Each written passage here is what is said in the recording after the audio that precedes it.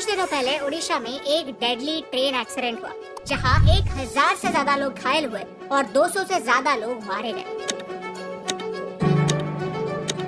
ये 2004 के बाद होने वाला सबसे डेंजरस ट्रेन एक्सीडेंट था एंड आई एम शॉक्ड क्योंकि मुझे ट्रेन से ट्रैवल करना बहुत पसंद है और मुझे ही क्यों 2 करोड़ से ज्यादा लोग हर रोज ट्रेन से ट्रैवल करते हैं। भारत में 1,15,000 किलोमीटर लंबे रेलवे ट्रैक्स और हर दिन 12,000 से ज्यादा ट्रेन इन ट्रैक्स पर दौड़ते हैं। आज के इस वीडियो में हम जानेंगे कि उड़ीसा में ट्रेन एक्सीडेंट क्यों हुआ, अलग अलग थियरीज क्या है, पॉसिबिलिटीज क्या है, ऐसे कौन से स्टेप्स है जिनकी हेल्प से हम इसे रोक सकते थे और कैसे कुछ लोगों ने इस ट्रेजेडी का इस्तेमाल अपने गंदे पॉलिटिकल एजेंडाज के लिए किया। हम भारत के इम्पोर्टेंट पॉइंट्स के ऊपर एक सोल्यूशन ओरिएंटेड माइंडसेट से वीडियोस बनाते हैं। अगर आपको हमारा काम अच्छा लगता है तो प्लीज चैनल को सब्सक्राइब या फॉलो करना ना भूलिए। ये आपके लिए तो फ्री है लेकिन इससे हमारी बहुत हेल्प होगी। चैप्टर 1, उड़ीसा में क्या हुआ। चलिए समझते हैं कि उड़ीसा का ये ट्रेन एक्सीडेंट क्यों और कैसे हुआ। ये पूरी कहानी 3 ट्रेन की है, Coromandel express, Bengaluru Howrah superfast express और एक गुड्स ट्रेन। 2 जून 2023 को उड़ीसा के बालासोर में एक हादसा हुआ। यहाँ 2 मेन लाइन्स है, एक अप लाइन और एक डाउन लाइन।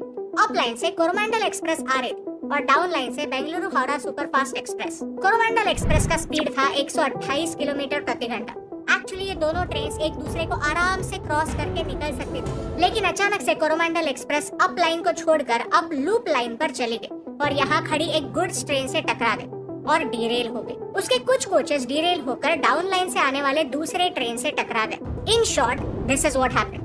अब कुछ सवाल खड़े होते हैं। पहला सवाल, क्या ये पूरा एक्सीडेंट ओवर स्पीडिंग की वजह से हुआ? The answer is no. Driver को मैक्सिमम 130 किलोमीटर प्रति घंटे की स्पीड से जाने की अनुमति थी और वो 128 किलोमीटर प्रति घंटे की स्पीड से जा रहा था। इनफैक्ट ड्राइवर कहता है कि उसे ग्रीन सिग्नल भी मिला था, इसीलिए ऑफिशियल्स ने उसे क्लीन चिट दे दी। दूसरा सवाल, इस ट्रेन ने अचानक से ट्रैक कैसे बदला? कुछ बातें हैं जिनके बारे में इन्वेस्टिगेशन अभी भी जारी है और हो सकता है कि आने वाले समय में और खुलासा हो और रीजन सामने आए। एक प्लेन में ब्लैक बॉक्स होता है जो हर चीज का डेटा रिकॉर्ड करता है, कितने बजे क्या हुआ, किसने क्या एक्शन लिए एक्सेट्रा।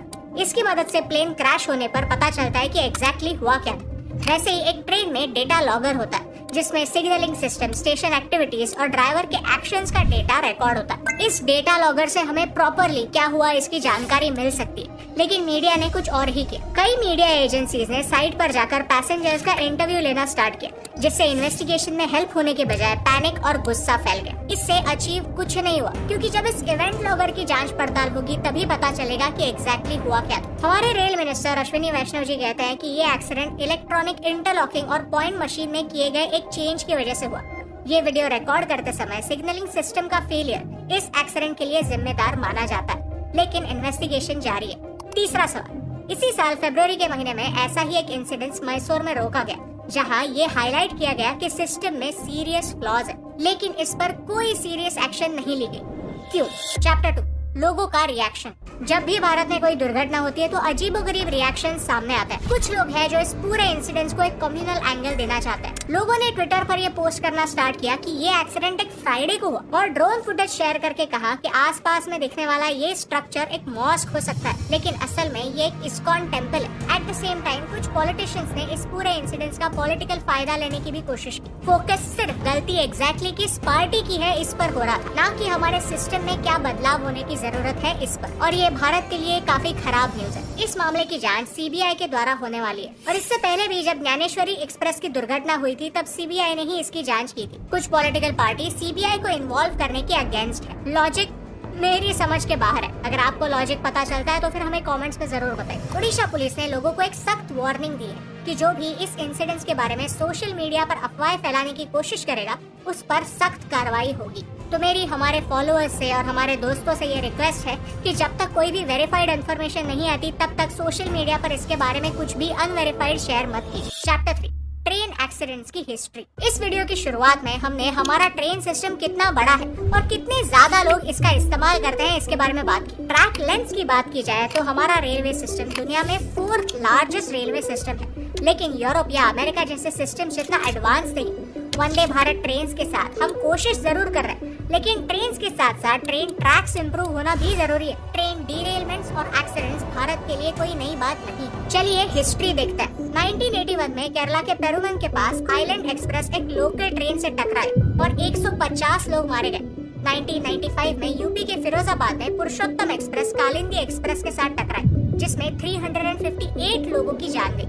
1998 में पंजाब के खन्ना में Jammu Tawi Selda express Kalindi express से टकराई और इसमें 212 लोगों की जान गई। 1999 में असम में ब्रह्मपुत्रा मेल अवध असम एक्सप्रेस से टकराई और इसमें 290 लोग मारे गए। एक ट्रेन एक्सीडेंट के कई रीजंस हो सकते हैं। ड्राइवर की गलती, सिग्नल बंद की गलती, मैकेनिक की गलती या फिर सैबोटाज भी, यानी जानबूझकर एक ट्रेन एक्सीडेंट करवाने की कोशिश।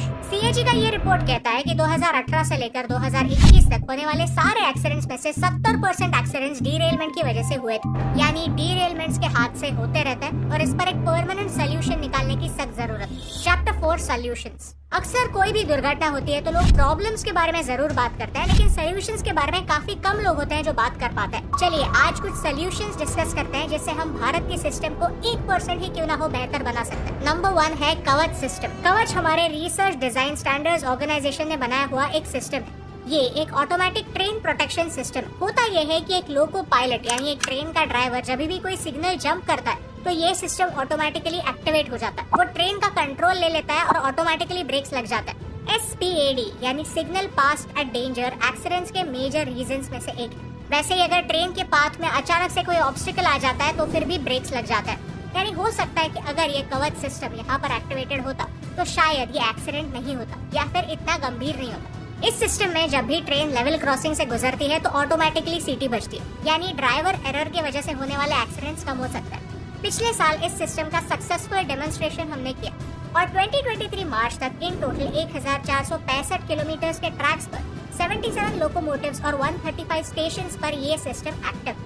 मार्च 2024 तक न्यू दिल्ली से मुंबई और न्यू दिल्ली से हावड़ा इस एरिया में ज्यादा मूवमेंट होने की वजह से ये सिस्टम यहाँ पर पहले शुरू होने जा रहा है। ये सिस्टम पूरे भारत में शुरू करने के लिए एटलीस्ट आने वाले 5 से 6 साल जाने वाले हैं, लेकिन इसे हमें फास्ट करने की जरूरत है। Solution number 2 is inspection. हमारे रेल मिनिस्टर कहते हैं कि सैबोटाज के चांसेस अभी एलिमिनेट नहीं हुए, यानी हो सकता है कि किसी ने जानबूझकर ये एक्सीडेंट करवाया हो। इसीलिए इस इन्वेस्टिगेशन में CBI इन्वॉल्व होने वाली है। 2010 में ज्ञानेश्वरी एक्सप्रेस ऐसे ही डिरेल हुई थी, जिसमें 148 लोग मारे गए थे। इसमें माओइस्ट लोगों का हाथ पाया गया था। ऐसे इंसिडेंसेस अवॉइड करने के लिए सख्त स्टेप्स लेने ही होंगे। CCTV cameras, drones, infrared sensors, radar और लाइडार सिस्टम्स की मदद से ट्रैक्स के साथ होने वाली टैंपरिंग डिटेक्ट की जा सकती है। सोल्यूशन नंबर 3, हमारी रेलवे सिस्टम ओवरबर्डन्ड है और ट्रैक्स रिपेयर्स के लिए, मेंटेनेंस के लिए टाइम नहीं मिलता। ये एक रियलिटी है, इसे सुलझाने की कोशिश होनी चाहिए। लेटेस्ट टेक्नोलॉजी का इस्तेमाल करके, हमारी सिग्नलिंग सिस्टम को इम्प्रूव करके देश की लाइफलाइन माने जाने वाले इन ट्रेन्स को